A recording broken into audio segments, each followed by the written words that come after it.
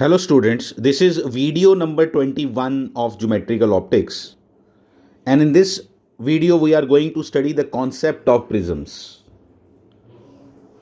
Prism कैसा दिखता है नॉर्मली, ठीक है। ऐसा नहीं कि यही प्रिज्म है, और भी बहुत से प्रिज्म है, लेकिन नॉर्मली प्रिज्म ऐसा दिख, ये आपका प्रिज्म है जो शायद आपने देखा भी होगा। अब प्रिज्म के कॉन्सेप्ट को अंडरस्टैंड करते हैं कि कॉन्सेप्ट क्या है। ये भी ग्लास का बना है, ग्लास स्लैब जो हम पढ़ते थे वो भी ग्लास का बना है, तो दोनों के कॉन्सेप्ट में क्या डिफरेंस है ऑप्टिक्स वाइज। तो दोनों के कॉन्सेप्ट में ये डिफरेंस है कि ग्लास स्लैब के अंदर जब लाइट एंड ट्रेवल करती है, ग्लास स्लैब के अंदर जब लाइट ट्रेवल करती है तो इट ट्रेवल्स फ्रॉम वन, देखो मैं बताता हूं, देखो ये प्रिज्म है, इसके ऊपर बात कर रहे थे हम, ठीक है। क्या ये प्रिज्म है? इस प्रिज्म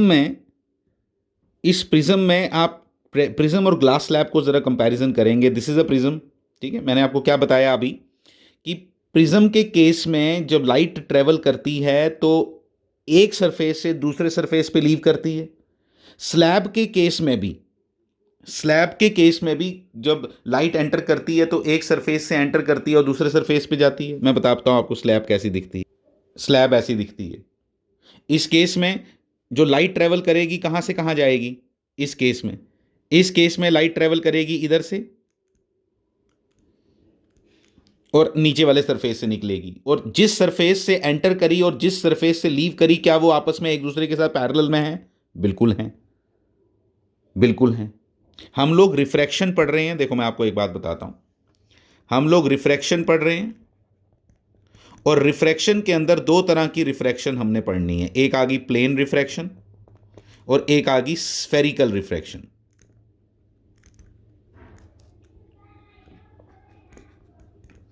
एक आ गई प्लेन रिफ्रैक्शन और एक आ गई स्फेरिकल रिफ्रैक्शन। जो प्लेन रिफ्रैक्शन है उसके अंदर दो पार्ट्स हैं, एक ग्लास स्लैब कॉन्सेप्ट और एक प्रिज्म कॉन्सेप्ट। एक स्लैब कॉन्सेप्ट और एक प्रिज्म कॉन्सेप्ट। अभी हमने ये शुरू नहीं किया है क्योंकि प्रिज्म के सरफेसेस भी प्लेन होते हैं और आपकी स्लैब के सरफेसेस भी होते हैं। लेंस में जब हम एंटर करेंगे तो उसके सरफेसेस जो हैं वो क्या हैं? वो कर्व्ड हैं। लेकिन स्लैब और प्रिज्म में क्या डिफरेंस है वो हम समझ रहे हैं। स्लैब और प्रिज्म में मेजर डिफरेंस ये है कि स्लैब के केस में लाइट जब एंटर करती है एक सरफेस से और लीव करती है दूसरे सरफेस से, and these two surfaces are parallel to each other, but in case of prism this is not the case. आओ देखें प्रिज्म का केस। ये देखो प्रिज्म में लाइट कहां से एंटर करी और कहां कहां को जा रही है। देखो जरा ध्यान से, लाइट एंटर करी, ये देखो पीछे वाले सरफेस पे, ये जो पीछे मैं उसको मार्क करता हूं, लाइट एंटर करी इस सरफेस पे, ठीक है, और लीव कर रही है इस सरफेस से, and both these surfaces are inclined to each other with this angle A, let it be A, and this angle A is known as angle of prism. This is known as angle of prism. ये जो दो surfaces के बीच का angle होगा उसको क्या बोलेंगे? Angle of prism. और आप सिंपल ऐसे भी बोल सकते हो, ग्लास स्लैब के केस में ये एंगल कितना होगा? जीरो, बिल्कुल जीरो, क्योंकि वो वहाँ पैरेलल सरफेसेस हैं दोनों, लेकिन यहाँ पैरेलल नहीं है, ठीक है। तो ये सिंपल सा कॉन्सेप्ट, इन दोनों के बीच का डिफरेंस मैंने आपको एक्सप्लेन कर दिया। और इसमें फिर अगला कॉन्सेप्ट एक छोटा सा और आता है एंगल ऑफ प्रिज्म के बारे में। थोड़ा सा मैंने आपको बता भी दिया दो सरफेसेस के बीच का। अब जब हम प्रिज्म बनाते हैं ना, जब हम प्रिज्म को स्टडी करेंगे और प्रिज्म जब हम बनाएंगे उसको हम किस तरह से मतलब कॉपी पे हम ऐसा प्रिज्म नहीं बनाते, हम सिर्फ ट्राइंगल शो करते हैं। लेकिन आपको समझ आ जाना चाहिए कि जब मैं प्रिज्म को ऐसे शो करूंगा, तो लाइट जो है वो, जब मैं बोलूंगा इधर से एंटर करी, तो आपको दिखना चाहिए कि वो कौन से सरफेस से हैं। वो this is a surface actually, and this is another surface, ठीक है। तो इस तरह से हम बनाएंगे डायग्राम में। 2D में तो हम एक ट्राइंगल ही शो करते हैं। देखो जरा, ठीक है, ये हो गया। अब देखो, अब इसके आगे की कहानी ये है कि एंगल ऑफ प्रिज्म को देखते हैं, एंगल ऑफ प्रिज्म कैसे है।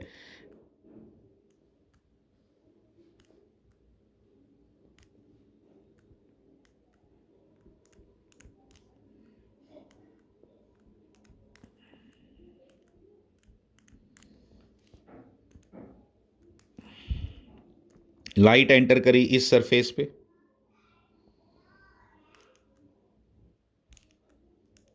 लीव करी इस सरफेस से, ठीक है। तो एंगल ऑफ प्रिज्म क्या हुआ, किन किन दो सरफेसिस की बात हो रही है, इसकी और इसकी। तो एंगल ऑफ प्रिज्म हो गया ये 50 degree. Angle of prism is 50 degree. अब अगर लाइट एंटर करे इस सरफेस पे और लीव करे इस सरफेस से,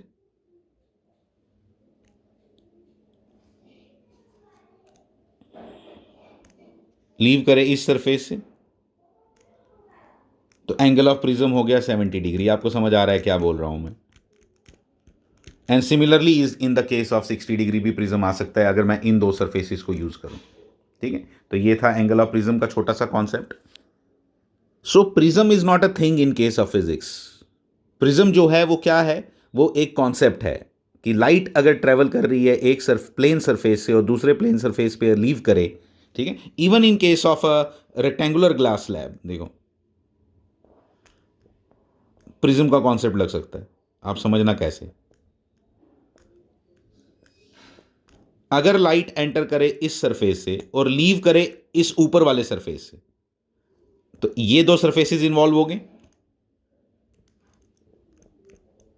ये वाला सरफेस और ये वाला सरफेस अगर इन्वॉल्व हो, तो ये तो एंगल पे हैं एक दूसरे के साथ, 90 डिग्री पे हैं। तो इसलिए एंगल ऑफ प्रिज्म कितना हो जाएगा, 90 डिग्री। एंगल ऑफ प्रिज्म कितना हो जाएगा, 90 डिग्री इस केस में। तो ग्लास स्लैब वाले केस में भी आपका जो है प्रिज्म का कॉन्सेप्ट लग सकता है, और प्रिज्म के कॉन्सेप्ट में भी आपका प्रिज्म के केस में भी आपका ग्लास स्लैब कॉन्सेप्ट लग सकता है। कैसे, आओ देखें। ये था आपका प्रिज्म। अगर लाइट एंटर करे इस सरफेस से, इस, और लीव करे इस ट्राइंगल से, ये आपस में क्या है, बिल्कुल पैरेलल सरफेसेस है ना दोनों, इन दोनों के बीच में एंगल 0 डिग्री है, तो यहां ग्लास स्लैब कॉन्सेप्ट लगेगा। तो इसलिए ग्लास स्लैब और प्रिज्म दो चीजें भी हैं, लेकिन फिजिक्स के पॉइंट ऑफ व्यू से ये दो कॉन्सेप्ट हैं। और कॉन्सेप्ट मैंने आपको बता दिया है, वो सिर्फ कहानी है कि किस सरफेस से एंटर करना और जिस सरफेस से लीव करना, उनके बीच में अगर एंगल कुछ हो, अगर वो इंक्लाइंड हो एक दूसरे के साथ तो प्रिज्म, अगर इंक्लाइंड नहीं हो तो ग्लास स्लैब कॉन्सेप्ट। अब हम प्रिज्म की एक डेरिवेशन करेंगे जिसका नाम है angle of deviation. Derivation of angle of deviation लिख लो अपने पास। एंगल ऑफ डिविएशन के बारे में बात करने वाले हैं, कैलकुलेशन करेंगे उसकी, अच्छे से समझना प्रिज्म के केस में हम किस तरह से चलेंगे। एंगल ऑफ डिविएशन,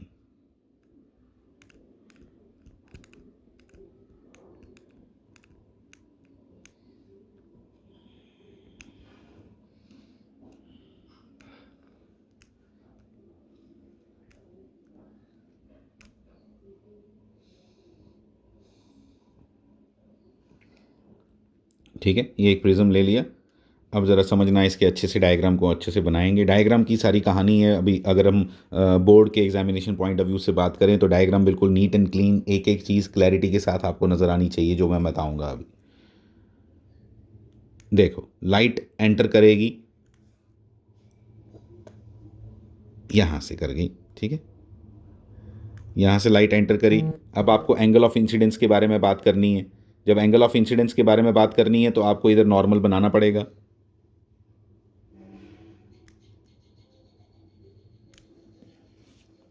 जब आपने इधर नॉर्मल बनाया तो आपको एंगल ऑफ इंसिडेंस दिखाई दिया, आई, एंगल ऑफ इंसिडेंस आई दिखाई दिया। फिर आती है बात कि अब मीडियम चेंज हो रहा है, अपना इसका कुछ अपना म्यू होगा इस प्रिज्म का, ठीक है। इसका अपना एक रिफ्रैक्टिव इंडेक्स होगा, उसके अकॉर्डिंग यहाँ पे डिविएशन होगी towards the normal. Tensor medium में एंटर कर रहा है तो टूवर्ड्स द नॉर्मल जब इसकी एंट्री होगी, टूवर्ड्स द नॉर्मल जब इसकी एंट्री होगी तो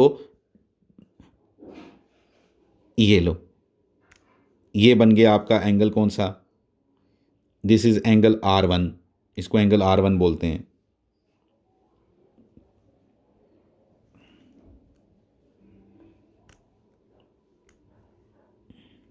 ठीक है।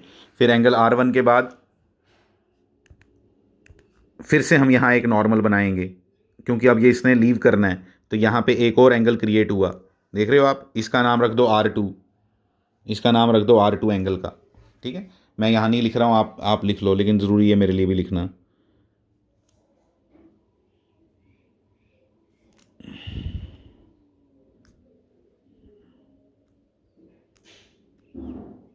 दिस इज एंगल R2, ठीक है, ये एंगल R2, और फिर उसके बाद ये रे बाहर की तरफ निकलेगी, ये लो, and this angle is called angle of emergence, angle of emergence.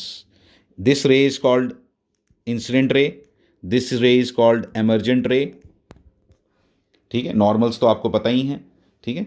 तो ये इसकी सबसे पहली कहानी जो आपको समझ आई, क्या कि हमने किस किस एंगल को क्या क्या नाम दिया। This is angle A, angle of prism है angle A, angle of prism है एंगल ए, ठीक है। सबसे इंपॉर्टेंट बात इसमें ये आ गई। फिर उसके बाद और चीज़ क्या दिखाई देती है हमें, आप ध्यान देना ज़रा प्लीज़। देखो यहाँ पे ये ट्राइंगल है आपकी, इस ट्राइंगल को देखो, ये वाली, ये ऊपर वाली ट्राइंगल, ठीक है। इस एंगल का नाम 1 रख रहा हूँ, इस एंगल का नाम 2 रख रहा हूँ, ठीक है। अब ध्यान से देखना please. Angle A plus angle 1 plus angle 2 equal to 180 degree, equal to 180 degree. Angle A plus angle 1 देखना ध्यान से, ये टोटल एंगल 90 है, तो इसलिए क्या हो जाएगा, 90 minus R1 plus 90 minus R2 equal to 180। यहां से हमने प्रूव किया जो एक इंपॉर्टेंट रिलेशन है कि एंगल ए जो आता है ना, एंगल ऑफ प्रिज्म, वो equal to R1 plus R2 आता है। ये एक इंपॉर्टेंट रिलेशन है, इसको अपने पास नोट करो। प्रिज्म में डिविएशन 2 जगह होगी, प्रिज्म में डिविएशन 2 जगह होगी। पहले ये रे एंटर करी यहाँ पे, ये वाली इंसिडेंट रे जब एंटर करी, इसने निकल जाना था सीधा, इसने निकल जाना था सीधा, लेकिन गई कहाँ, यहाँ। तो ये एंगल ऑफ डिविएशन है, वो कितना होगा, I माइनस R1। तो delta 1 equal to I minus R1, जैसे हम करते थे एंगल ऑफ डिविएशन निकालते थे, 2 जगह डिविएशन होगी, एक तो टोटल डिविएशन निकालनी है हमें, नेट डिविएशन, ठीक है। तो नेट डिविएशन निकालनी है, del 1 is equal to I minus R1, और कैसे लिखोगे इसको, क्लॉकवाइज, डेल 2 यहाँ, डेल 2 यहाँ, ये रे ने एंटर करना था ऐसे, लेकिन चली गई ऐसे, तो इसलिए ये हो गया इसका angle of deviation E minus R2, E minus R2, और कैसा, क्लॉकवाइज, ये भी क्लॉकवाइज, ठीक है। ये आ गया आपका।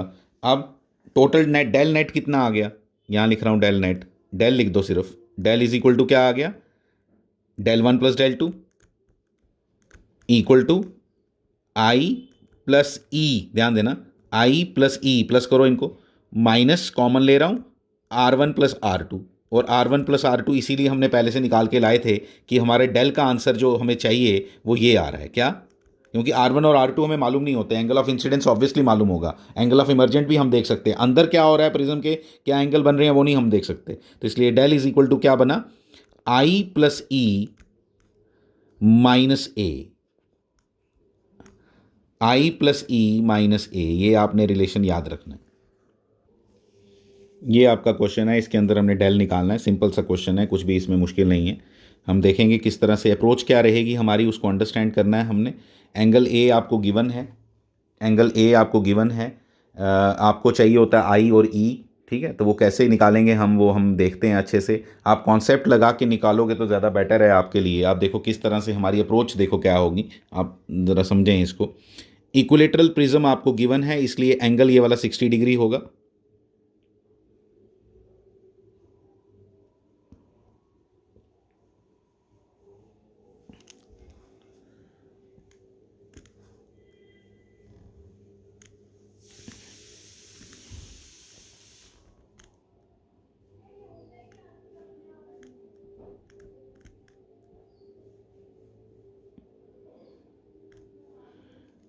ये एंगल 60 डिग्री है, ठीक है, ये एंगल 60 डिग्री है। यहाँ से रे जाती है, आपको मालूम है बड़े अच्छे से ऐसे, ठीक है। वो एक एंगल यहाँ बनाएगी R1, ठीक है। इसका आपको म्यू दिया हुआ है √3, याद रखना, मैं यहाँ लिखा करूँगा √3, ठीक है। √3 is the mu of the prism, prism का अपना refractive index that is given to you ना, R1, ठीक है। पहले ये R1 निकालते हैं, फिर उसके बाद R2 भी निकाल लेंगे। देखो R2 निकालें, R2 यहाँ दिखा देते हैं, ये this is R2, this is R2, ठीक है। फिर बाद में एक इमरजेंट रे आएगी बाहर की तरफ, वो तो डायग्राम तो अब आपको आती है बनानी, अच्छे से डायग्राम बनानी है। ये आ गया ई, ठीक है, ये आ गया आपका इस तरह से। अब मेरे को एंगल्स फाइंड करने, डायग्राम की कोई ज़रूरत नहीं थी लेकिन तब भी मैंने बना के दी आपको। क्या करना है, देखो स्नेल्स लॉ लगा रहा हूँ, स्नेल्स लॉ लगा रहा हूँ, आप देखना ज़रा। ये 1 रिफ्रैक्टिव इंडेक्स, ये √3 रिफ्रैक्टिव इंडेक्स, तो 1 into sine 60, 1 into sine 60 is equal to √3 into sine R1। यहाँ से हमारा R1 निकल जाएगा, खत्म। बस ये आपका प्रोसेस है। यहाँ से R1 निकल जाएगा, R1 निकल जाएगा 30 डिग्री, R1 निकल गया 30 डिग्री, और फटाफट मैंने R2 भी 30 डिग्री लिख दिया। कैसे, बराबर नहीं होते इसलिए नहीं लिखा, क्योंकि angle A is equal to R1 plus R2 होता है। ये इक्विलेटरल प्रिज्म है, एंगल A आपका 60 है, इसका मतलब angle A is equal to R1 plus R2, इसलिए वो R2 भी क्या आ गया, 30 डिग्री। फाइन, ये समझ आ गया। अब एंगल ऑफ इमरजेंस भी चाहिए आपको, एंगल ऑफ इमरजेंस चाहिए तो R2 को लगाओ, देखो √3 साइन 30 डिग्री, ठीक है, ये वाला यहाँ पे हम अब बाहर निकलो, इक्वल टू 1 इंटू साइन ई। ये इसका सारा कॉन्सेप्ट है जिसके अकॉर्डिंग हम चलते हैं। यहाँ से साइन 30 की वैल्यू 1/2, तो ये √3/2 हो गया, तो ई इज इक्वल टू कितना आ गया, 60 डिग्री आना चाहिए आपको। ई इक्वल टू 60 डिग्री आ गया। जैसे ई इक्वल टू 60 डिग्री आया, हमने डेल का फॉर्मूला लगा लिया। आई आपको 60 डिग्री गिवन था, ठीक है, 60 डिग्री गिवन है। आई प्लस ई माइनस ए,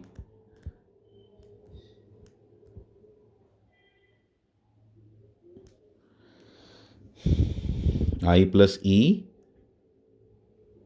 माइनस ए कितना है, 60 डिग्री, ए भी 60 है, तो आंसर कितना आ गया, 60 degree. Angle of deviation equal to 60 degree. अब हम कुछ क्वेश्चंस वो करेंगे जिनके अंदर ये कॉन्सेप्ट हमारा, ये वाला डायरेक्ट फॉर्मूला हम नहीं लगा पाएंगे, ठीक है, जहाँ पे हम ये दोबारा से ये वाला पूरा जैसे आई प्लस ई माइनस ए करके लगाया, ये हम नहीं लगा पाएंगे। एंड वो प्रिज्म्स हम डिस्कस करने वाले हैं। जैसे अभी ये एक प्रिज्म किया है हमने डिस्कस, जिसका एंगल ए बहुत छोटा है, ठीक है, 15 डिग्री इसका प्रिज्म का एंगल है। तो जब इसका 15 डिग्री एंगल होगा प्रिज्म का, तो ग्रेजिंग इंसिडेंस का मतलब मैंने आपको पहले भी बताया था कि जो एंगल ऑफ इंसिडेंस है वो 90 डिग्री है, ठीक है, वो नियरली 90 डिग्री है एंगल ऑफ इंसिडेंस। तो उधर से हमने कैलकुलेट करना है अभी। तो अब इसको ज़रा बताता हूँ मैं कैसे करेंगे। आप देखो आप इसको फॉर्मूला लगाओ, पहले फॉर्मूला लगाओ। तो इसका रिफ्रैक्टिव इंडेक्स √2 गिवन है, इसका रिफ्रैक्टिव इंडेक्स √2 गिवन है। ग्रेजिंग इंसिडेंस का मतलब एंगल ऑफ इंसिडेंस, तो 1 into sine 90, 1 into sine 90 degree, ध्यान देना please, 1 into sine 90 degree equal to 1 into sine 90 degree equal to √2 into sine R1, ठीक है, 1 इंटू साइन R1। तो 1 इंटू साइन R1 जब आपने निकाला तो R1 comes out to be 45 degree, R1 comes out to be 45 degree. अब यहां concept क्यों फेल हो गया ये समझना जरा। आपको मालूम है A इक्वल टू क्या होता है, R1 प्लस R2, तो R2 कितना हो गया, -30 डिग्री, -30 डिग्री। तो ये काम यहाँ पे खराब हो जाता है कि भाई यहाँ पे ये अब तो सारा कॉन्सेप्ट ही हमारा फेल हो गया, वो वाला जो हम पढ़ रहे थे अभी तक कि A is equal to R1। -30 का भी मीनिंग होता है, ऐसा नहीं कि -30 का मीनिंग नहीं है, वो भी है, बट जब इस तरह की चीज़ दिखाई दे तो फिर आपने बिल्कुल बेसिक कॉन्सेप्ट से चलना है। आपने क्या करना है मैं आपको बताता हूँ जी। जैसे हम पहले कर रहे थे ना, पूरा डेरिवेशन जैसे हमने की थी, ग्रेजिंग इंसिडेंस आप थोड़ा बना लो यहाँ पे, ठीक है, मैं बताता हूँ आपको कैसे बनाएंगे। देखो डायग्राम ये हमने बनाया, ग्रेजिंग इंसिडेंस, ठीक है, बिल्कुल टच करती करती आई उसके साथ। एंगल ऑफ इंसिडेंस कितना हो गया, 90 डिग्री, ठीक है, थोड़ा सा 90 से कम होता है, ठीक है, नहीं तो पूरा वो उसके ऊपर चलेगा नहीं काम, थोड़ा सा 90 से कम होता है, लेकिन स्टिल हम दिखाते टाइम 90 दिखाते हैं। तो ये आपका 45 डिग्री हो गया R1। 45 डिग्री जैसे ही R1 हुआ, अब R2 निकालना है। R2 है तो वो कॉन्सेप्ट फेल हो गया हमने जो अभी बताया। अब करें क्या, तो लगाओ थोड़ी ज्योमेट्री। कैसे लगाएंगे देखो ज़रा ध्यान से। ये एंगल भी आपका 45 हो गया, है ना, ये एंगल भी आपका 45 हो गया। सिंपल, ये 90 था टोटल, तो ये 45 डिग्री एंगल हो गया।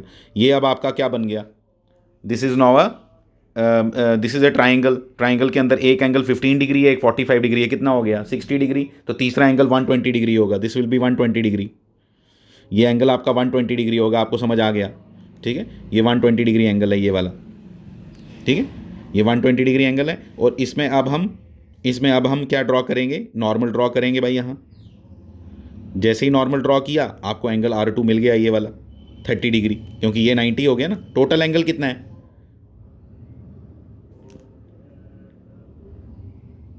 टोटल एंगल कितना है 120, ये वाला एंगल टोटल 120 है, ठीक है। उसमें से ये 90 हो गया नॉर्मल के कारण, तो ये कितना बचा 30 डिग्री। 30 आया था आंसर, लेकिन इस बार -30 का मतलब समझे आप कैसे आया, ठीक है। तो -30 देख के घबराना भी नहीं चाहिए, हमें पता चल गया कि भाई हम अब नॉर्मल ज्योमेट्री से करेंगे इसको, अब हम उस तरीके से नहीं करेंगे जैसे हम पहले कर रहे थे, ठीक है। तो अब ये रे कहाँ निकलेगी, रेयरर मीडियम में।